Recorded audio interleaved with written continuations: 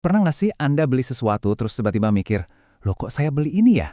Nah jawabannya itu kemungkinan besar ada di 15 pemicu psikologis yang bakal kita bongkar habis hari ini. Entah Anda seorang pemasar yang pengen ngerti audiens, atau kita sebagai konsumen yang pengen lebih pintar, ini sih wajib tahu banget. Dan ini dia bagian yang paling gilanya. Bias-bias kognitif ini tuh udah mendarah daging banget di otak kita. Kutipan ini bener-bener pas. Pemicu-pemicu ini tuh kayak remote control tak terlihat yang ngarahin keputusan kita. Seringnya tanpa kita sadar sama sekali. Nah, sekarang yuk kita buka kap mesinnya dan lihat cara kerjanya. Oke, biar gampang dicerna, ke-15 pemicu ini udah kita kelompokkan jadi 5 tema utama. Pertama, kita bahas soal yang pertama, yang terakhir dan jangkar. Terus, kita masuk ke kekuatan pengulangan. Ketiga, seni merancang pilihan yang sempurna. Keempat, gimana semuanya itu tentang kita. Dan terakhir, kita akan lihat titik buta pemasaran yang sering kita lewatkan. Sip, kita mulai dari yang pertama. Gimana informasi yang kita terima di awal itu bisa ngubah drastis cara kita menilai semua yang datang setelahnya. Ini semua soal urutan dan persepsi pertama. Nah, efek halo ini pada dasarnya adalah bias kesan pertama. Gini deh, kalau interaksi pertama Anda sama sebuah brand itu bagus banget, positif banget, otak kita tuh cenderung bakal lebih gampang maafin atau bahkan nggak peduli kalau nanti ada pengalaman jelek. Makanya banyak banget brand yang jor-joran di first impression sama pelanggan. Mereka tuh lagi ngebangun semacam aura loyalitas yang bakal jadi tembeng buat mereka nanti. Otak kita ini unik loh. Coba bayangin Anda nonton film, yang paling nempel di kepala itu biasanya adegan pembuka sama adegan penutupnya kan? Bagian tengahnya suka lupa-lupa ingat. Nah, pemasar tuh tahu banget soal ini. Makanya mereka pastiin pesan pertama mereka itu nendang, dan ajakan terakhirnya, kayak tombol beli sekarang, itu jelas banget. Kenapa? Karena awal dan akhir itu yang paling nentuin. Anda pasti sering banget lihat ini. Ada harga, katakanlah 500.000, dicoret, terus di sebelahnya jadi 200.000. Nah, itu namanya anchoring. Angka 500.000 itu jadi jangkar atau patokan di kepala kita. Jadi pas kita lihat harga 200.000, rasanya itu murah banget. Padahal, bisa aja harga aslinya emang nggak segitu. Otak kita sekarang ngebandingin semuanya ke jangkar pertama tadi. Oke, lanjut ke bagian kedua, kekuatan pengulangan. Pada dasarnya, otak kita itu suka sama hal-hal yang udah familiar. Nah, di bagian ini, kita bakal lihat di mana seringnya sesuatu muncul, itu bisa ngebangun kepercayaan dan bikin kita ngerasa hal itu penting. Gini, bayangin Anda lagi lihat iklan dari dua brand yang saingan. Iklan mana yang paling nempel di kepala? Biasanya sih, yang paling terakhir Anda lihat. Iklan yang paling baru itu bakal kerasa lebih penting dan relevan. Makanya, para pemasar itu berlomba-lomba buat jadi yang terakhir muncul di benak Anda sebelum Anda mutusin buat beli. Informasi terbaru itu rasanya paling kuat. Ini konsepnya simpel banget, tapi efeknya luar biasa. Pernah dengar kan? Cinta datang karena terbiasa? Nah, ini persis kayak gitu. Makin sering Anda lihat sebuah logo, dengerin jinglenya, atau lihat iklannya, secara nggak sadar Anda bakal mulai suka dan percaya sama brand itu. Ini bukan soal pesannya, tapi soal nongol terus. Jadi dalam marketing, seringkali makin sering muncul, ya makin bagus.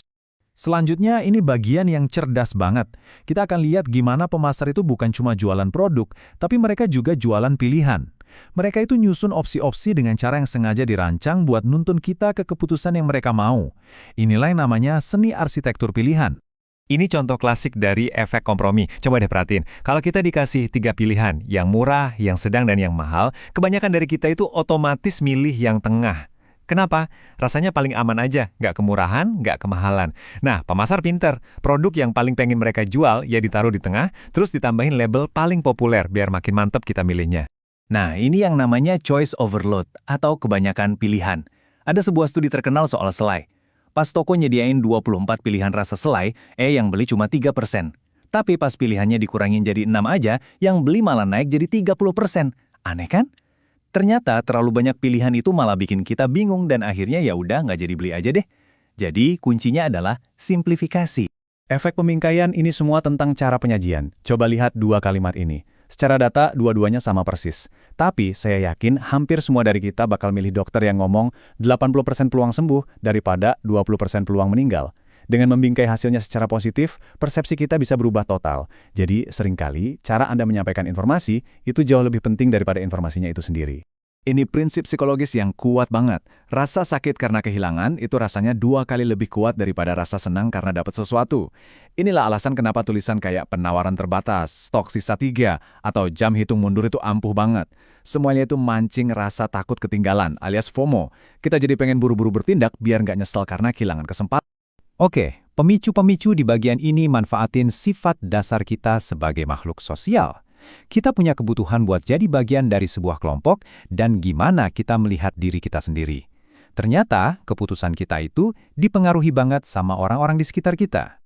Ini nih salah satu alasan penolakan terbesar yang seringkali nggak diucapin langsung. Di kepala konsumen tuh ada pikiran soal identitas. Mereka mungkin suka sama produknya, tapi kalau produk itu nggak cocok sama citra diri mereka, ya nggak bakal dibeli.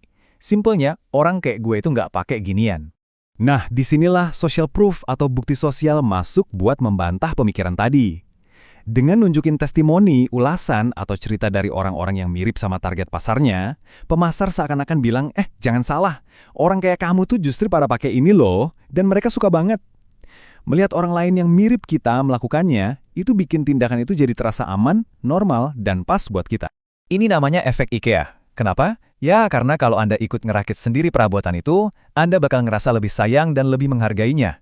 Prinsipnya, kalau kita ikut terlibat dalam proses pembuatan sesuatu, entah itu ngerakit, desain sepatu sendiri, atau bahkan cuma kasih masukan, kita bakal ngerasa produk itu nilainya lebih tinggi. Usaha yang kita keluarin itu jadi semacam ikatan emosional. Sekarang kita sampai di pemicu yang terakhir. Dan bisa dibilang, ini yang paling pamungkas. Karena pemicu ini ngaruh ke cara kita ngelihat semua pemicu lainnya. Ini adalah induk dari semua bias yang bikin kita semua rentan. Nah, ini dia biang keroknya. Kita itu gampang banget ngenalin kalau pemicu-pemicu ini lagi dipakai ke orang lain, tapi kita yakin banget kalau diri kita sendiri itu kebal. Kita mikir, trik harga diskon itu berhasil buat orang lain, tapi saya sih lebih pinter, nggak bakal ketipu. Nah, bias titik buta inilah yang bikin semua pemicu tadi tetap ampuh, bahkan setelah kita tahu soal mereka. Jadi, pertanyaannya sekarang, setelah Anda tahu semua pemicu ini, apa lantas Anda jadi kebal? Atau jangan-jangan, kesadaran ini cuma bikin Anda jadi lebih ngeh aja sama tarikan-tarikan tak terlihat yang tetap aja ngarahin setiap pilihan yang Anda buat?